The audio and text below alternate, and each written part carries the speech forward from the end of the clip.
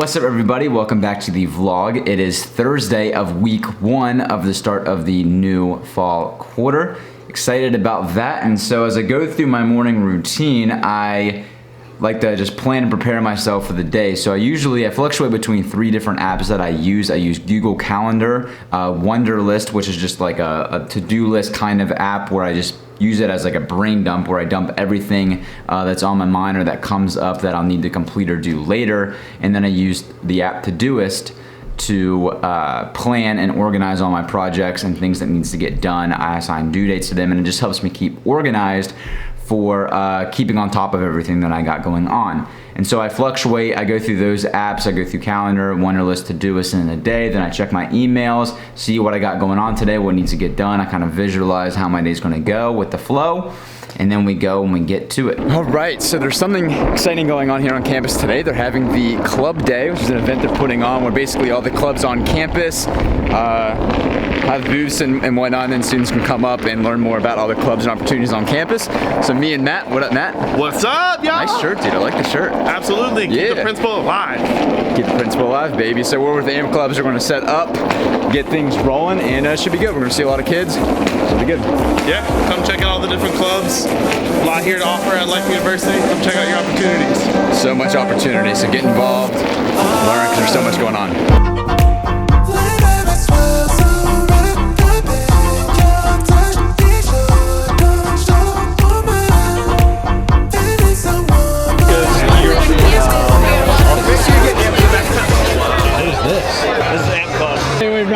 Why don't you tell me about AMP Club? What's going on, guys? This is AMP's Club. We're here at Club Day.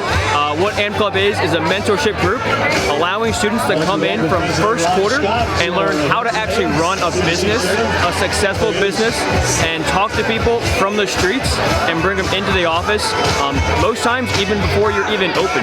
So we have a ton of offices who, before they're even open, start with 100 to 300 people already scheduled and already having paid that first deposit. So we're really eager to talk to anyone who's interested in either starting their own practice or even associating. So come on out. All right, who wants to tell me about chiropractic biophysics? Sod. So CBP, it's not just like technique to adjust the spine, but it's also to maintain the adjustments. Right. It's for long term. It's supported by research. Yeah. As of now, there's over 200 publications. All are peer-reviewed. So basically, CBP is a way to look to the spine and analyze it based on the biomechanics.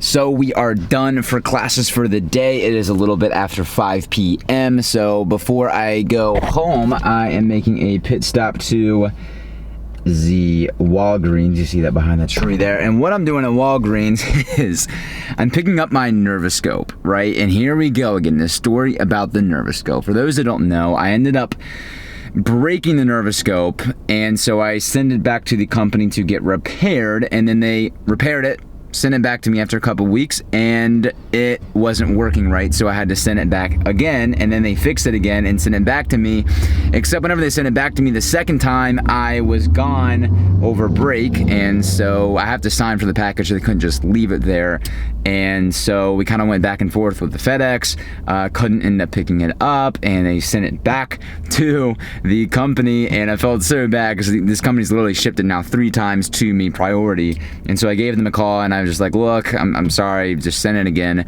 And they came back again, and I was out of town whenever the FedEx guy came back. So it's been this whole ordeal. I finally was able to get the FedEx guy to just drop it off here at Walgreens. Apparently he can do that, and I'm going to go in, and hopefully I come back in the car with my Nervoscope. I'm here to pick up a package. FedEx? Correct, yep. What's the last name? Gage. So the ID, I'm still have a West Virginia ID because I'm a student here. Oh, okay. So the address was different on it, but. Okay. Oh yeah, I got a new car.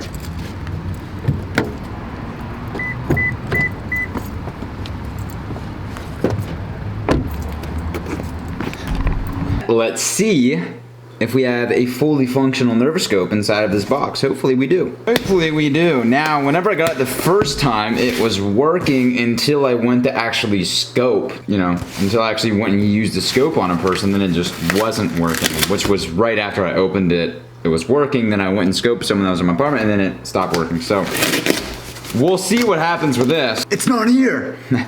I'm kidding. The scope is here. If we turn this on, if I press here, the needle should deflect.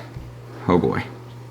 Okay, cool. So, if I press here, the needle deflects. If I press here, and so just kind of, I guess we'll give more information on what the nervoscope does, even though I don't have someone here to demonstrate. We would run this down the entire spine.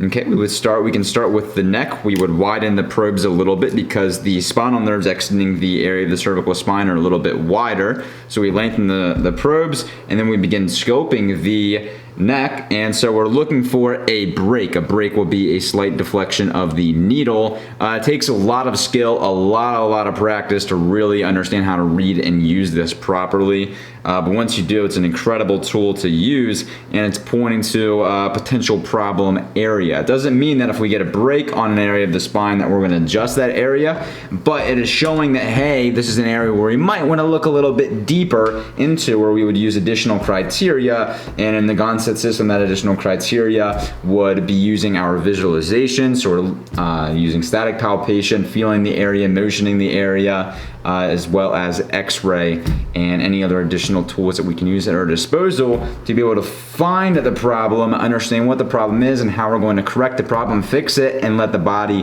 heal and do the rest.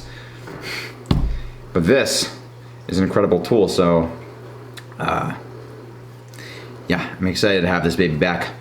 So the quarter I'm in now is essentially a 5th quarter repeat.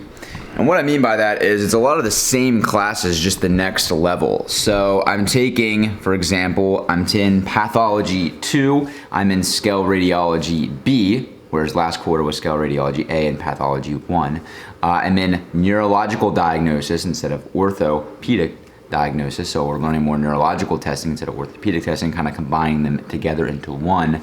I'm in Full Spine Lab 2, so the next evolution of Full Spine Lab. I'm actually getting ready to head to the lab now. And what else? We are in Clinical Lab Studies, which it's urinary and blood analysis, so we're going to be looking at urine and blood samples. What else am I in? Forget my schedule. It's week 1, man. That's so bad. I forget my schedule already. I know there's a couple other classes I'm forgetting.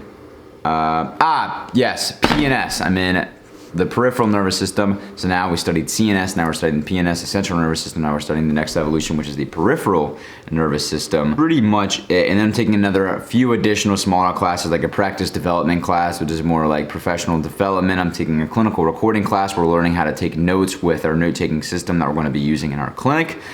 Very important to get that down.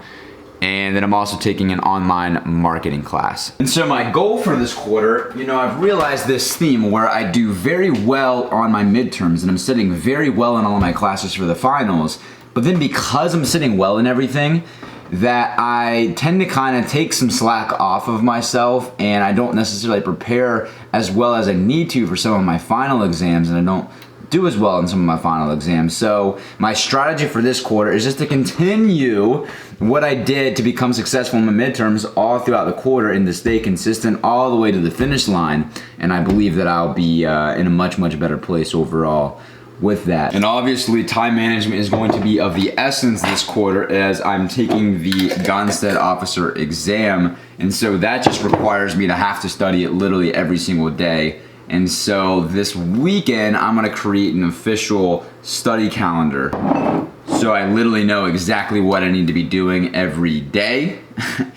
And I kind of set goals for myself to where I wanna be at the end of the week. Oh no. Don't you hate when that happens, when like the eggs stick to the carton?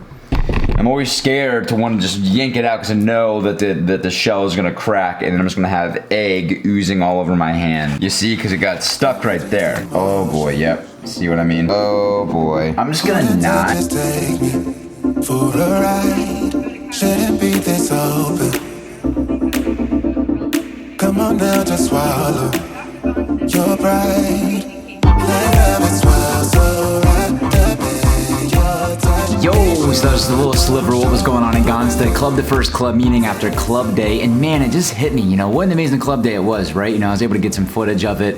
Didn't get as much as I wanted to because the noise was so crazy, right? But I went around to a lot of different clubs and tried to get an interview, but hopefully I can get more content just to show how much opportunity there is at this school. And man, it, like, you know, we take it for granted. Like, it's so fortunate just to have so many opportunities, because I know that some other schools don't have those opportunities to be able to learn to expand outside of the curriculum. And man, I just can't recommend that enough, just to advance your learning and really take advantage of your time that you have in school. And so what I always tell new students as they come in, I mean, my greatest advice is just to get involved in a few different clubs. You know, the first week, taste a few different clubs. You know, go to a few of the technique clubs that are offered there. Go to maybe some business clubs or nutrition clubs, or just whatever you're interested in or passionate about, just to taste and just to see what's all available. And then you'll kind of see and realize after the first, you know, couple of times you go to some of these clubs, you'll realize and get a feel for where you feel you belong, or where you feel that you're most interested in and what you want to continue learning for that quarter. And I say, if you can just commit to one club your first quarter whenever you come here, just to really stick and really aim, just to, not just to show up to club and kind of go through the motions, but really kind of aim just to kind of actually immerse yourself and really learn and understand, or just really fully appreciate the opportunity that you have to attend that club. And you may choose to stick with that club, or you may choose that you want to go to a different direction, but either way, I feel that process of immersing yourself and just being a sponge and open to new opportunities is just going to progress you as a doctor and you as a person. So I hope you got something out of this video. I'm hooded because it's raining and it's turning fall outside, guys. The weather's turning down. I love the fall. It's my favorite season. I'm soaking this time in that we have in school. Take advantage of those opportunities and just see what's available. Never stop learning, never stop evolving, and always seek to be the best you. All right, guys. I'll see you on the next one.